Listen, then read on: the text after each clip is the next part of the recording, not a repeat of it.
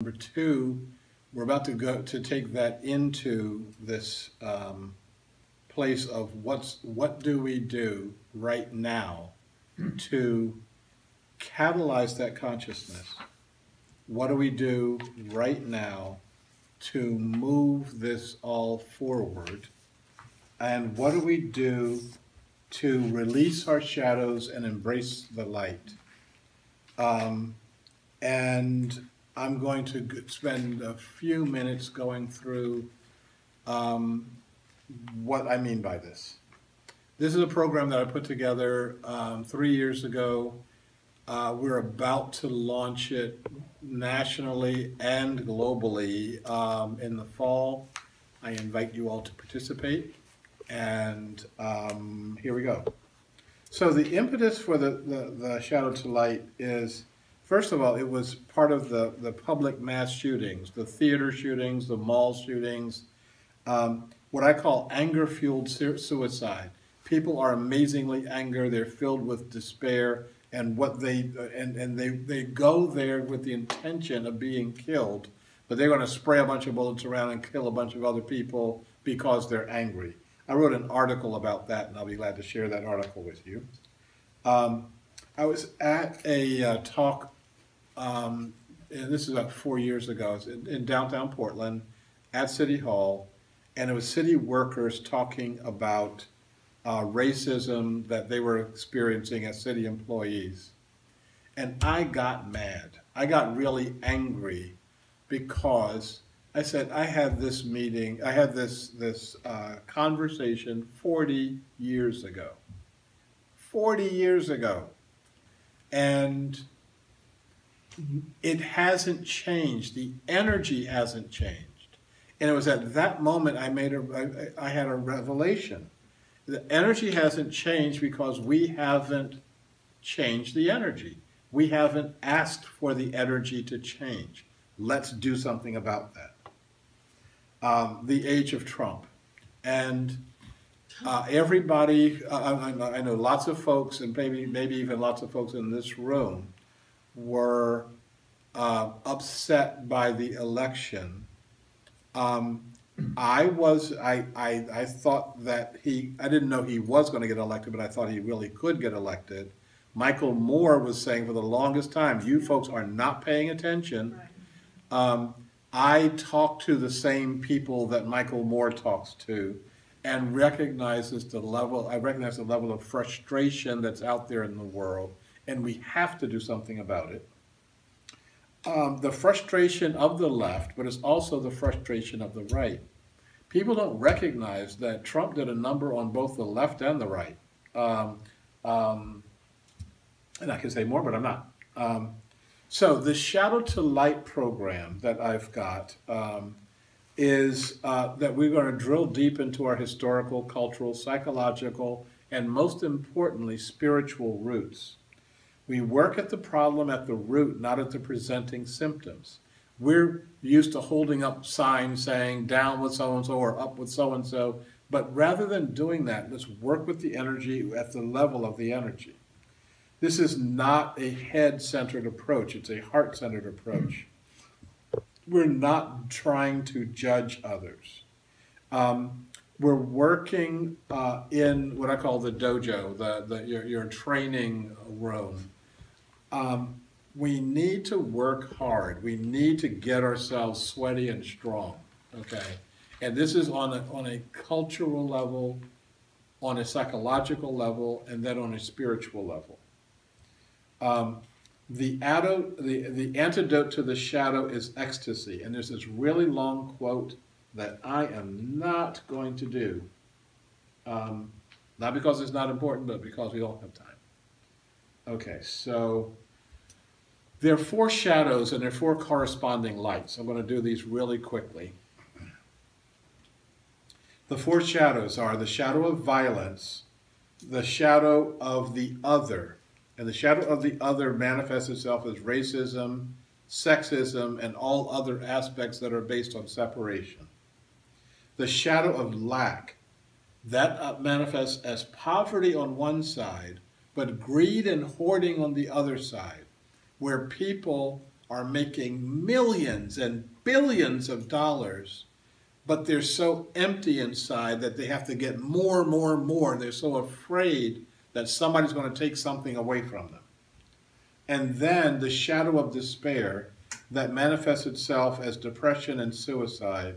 How many of you have seen my TED Talk? Oh, you should see my TED Talk.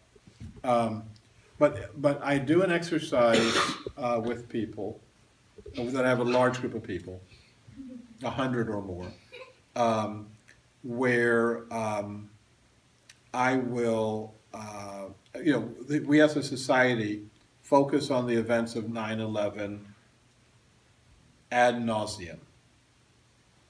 It's not that it was, what happened on September 11th, 2001 was horrific, but it's not the only thing that's ever happened to us. And so we spend billions and trillions of dollars dealing with that. So I ask a group of people, if you have 100 people in the room or 200 people, if you were affected by the events of September 11th, if you know someone personally who was killed or injured on September 11th, 2001 in the World Trade Center, in the Pentagon, or in any of the flights that crashed, I asked them to stand up in the room. And with 100 people, I usually get 3 or 4 people standing up. I then ask, if you know someone who has committed suicide or attempted suicide by name, even if that person is yourself, I ask them to stand up, and almost the entire room stands up. I'll get 4 or 5 people who don't stand up. Suicide is at and it happens every room I've ever been in. Suicide is at an epidemic level, and we won't do anything about it. None of the political candidates say anything about it. This is the failure of the right and the failure of the left. We can't expect the left or the right to respond to a different worldview. It's our job to do that. Okay, so we're replacing these 4 shadows with the 4 lights. And what are the 4 lights? The light of peace and security is the antidote to the shadow of violence. The light of inclusive community is the antidote to the shadow of the other. The light of abundance and enoughness is the antidote to the shadow of lack. And the light of deep fulfillment is the antidote to the shadow of despair. Imagine what America would be like if the shadow is lifted. Imagine what happens when the trillions of dollars that we waste making more bombs and more airplanes, etc., is released as creative energy into our own society. So here's the shadow energy release process. It's based on the battle energy release process of Michelle Small Wright. I made a shift of that I call the slavery energy release process. This stuff actually works. I can say more about that, but I'd be taking up my own time. How many of you are familiar with the citywide meditation experiment that TM did, Transcendental Meditation did some years ago? They went to Washington, D.C. with the intention of lowering the homicide rate by 25%. The police chief of Washington, D.C. said the only thing that would lower the homicide rate by 25% in August in Washington, D.C. is a snowstorm. And they lowered the rate. We've already talked about Kessler and the baby chicks experiment. We can move this energy. We're not going to talk about the Princeton egg experiment. That's just too bad. And how many, we all know about the 12 steps approach to Alcoholics Anonymous and the other addictive substance removal energies. Take all those abilities, smush them together, and make a program out of it. So what is the shadow? The shadow is simply the stuff that we fear. The shadow can be fear itself. The shadows are produced by something that actually blocks the light. So if you see a shadow, what you should be looking for is what's blocking the light. There are a couple of effects of the shadow. On the personal level, the shadow keeps us small and unenlightened. It keeps us from perceiving our reality. It magnifies our fears. It's not that the fears aren't there. It's just that we make them seem bigger than they are. It keeps us away from our greatness. It's ultimately self-destructive. It makes us very angry and disempowered. And we can get very depressed and numb from the existence of shadows. All that happens when you carry our collective shadow around personally. What happens on a societal level is we create a society that's based on fears and insecurities. Have you ever, think about where we live right now. A society that perpetuates injustice because it's afraid. A society that is fundamentally unsustainable. And a society that is immoral. And this is language I want to reintroduce into our society. That this is outside of our behavior is outside of our spiritual our spiritual good. And we need to just start saying this is something that we be acting in an immoral way. It's a society that is mindless. That we have a society that television, okay, and a society that is ultimately suicidal. I'm going to skip the rest of this. Oh, so starting in fall of 2017, I'm going to be working with 100 Unity churches. I'm looking at creating partnerships with IONS community groups and others. What we're going to do is train and certify local catalysts, people who get the shadow to light methodology to facilitate shadow to light energy work in those areas. That we be conducting shadow to light energy shifting events once a week for 12 weeks. And if there's still some shadow left over, we'll repeat that process in spring of 2018. Instead of 100 churches, have 200 churches. Without anything in writing, having nothing other than what I just said. We've had 7 churches already sign up and say, we want to be part of this. This is what I'm presenting to the at the Unity Convention in San Antonio in 3 weeks. So I'm going to have something in writing by then.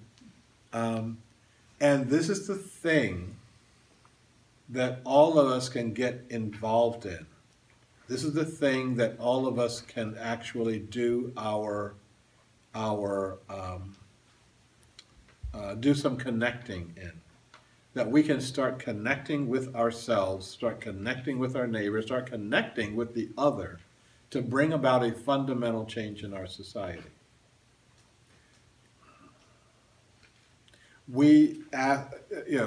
Asking the question of what we do with regard to things like global warming. Global warming will change as soon as we simply ask for it to change. All the carbon will come out of the sky simply because we ask it. Simply because we, as the representatives of humanity, with a critical mass of us, and I don't know how big a critical mass is, but with a critical mass of us, that we will say to the earth, we're sorry. We're sorry we put the carbon up there in the first place. We'll do something about that. We're not going to put up any more. Will you please let that come down? And it will come down. We're not going to do that anymore is the hard Da-da! You just happen to pick out the I'm sorry part. Yes, you know. Yeah, we have that as soon as we do this musical interlude, as soon as we do this, we recognize what our task has to be. Our task has to be that we get big enough to change the systems and structures of our own society, to allow them to change, to allow us to get to have a completely new way of looking at the world, so that my friend in the back will be living in a profoundly different society.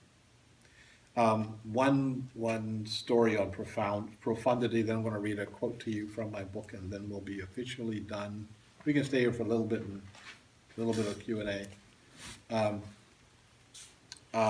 My book was, the introduction to my book was provided by Václav Havel when he was the president of the Czech Republic. And Havel told a story of when he was in a Soviet prison, and in prison because of his political beliefs. His job was pushing the laundry carts around. And he saw another prisoner that he didn't know had been arrested for his political beliefs. And so they see each other, and they have 5 minutes they can talk to each other before the guards come and break them up. So what do they talk about for 5 minutes? What we would talk about is how bad the administration is. What we would talk about is how much they miss their wives. What we would talk about is how lousy the food is. What we would do for 5 minutes is complain. What they did for 5 minutes was talk about the nature of the society that they would create when they got out. Havel was taken out of the prison, dusted off, put a tie on him, and was made the president of the country. The other guy was taken out of the prison, dusted off, they put a tie on him, and he was the foreign secretary. So I ask each and every one of us, are you ready to be the president or the foreign secretary of our next country? If this one is unsustainable, let's just do another one. You know, this is the third government we've had. You know, let's just keep going until we get it right. There's nothing sacred about the Constitution. Thomas Jefferson said the Constitution should be rewritten every 20 years. He said every generation should rewrite the Constitution. We are 220 some odd years overdue. And that has to be a constitution that works for us all. That doesn't mean creating a world that works for me and my friends, or creating a world that works for the people I like. It really honestly means creating a world that works for all beings, and I believe that we can do it. Okay, so I'm going to read a quote, if I can find one. I think I'll read this one, if I can find that one. Okay. This is, both of these quotes are both of my ending quotes are from a Brazilian theologian by the name of Rubem Alves. And he's talking about planting date trees. He says, let us learn from those who plant dates. A date tree takes 80 years from the time it is planted to bear its first fruit. To plant a date tree is an act of faith, a sign of hope, and a symbol of one's loving commitment to the future. Let us plant dates, even though we who plant them will never eat them. We must live by the love of what we will never see. This is the secret discipline. It is a refusal to let our creative act be dissolved away in immediate sense experience, and is a stubborn commitment to the future of our grandchildren. Such disciplined love, I'm going to repeat that part, such disciplined love is what has given prophets, revolutionaries, and saints the courage to die for the future they envisioned.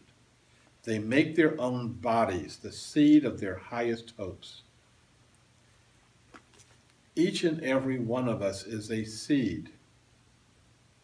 Most of us, many of us, have been afraid to be cracked open, have been afraid to soak up the nutrients, and have been afraid to stick our heads out and say, okay, it's time to absorb the light and it's time to shine. But it's time. But I think that we now recognize we don't have the luxury of that fear anymore. And so it's time for us to wake up. And on the journey, I wish us all well. So, thank you. Thank you. And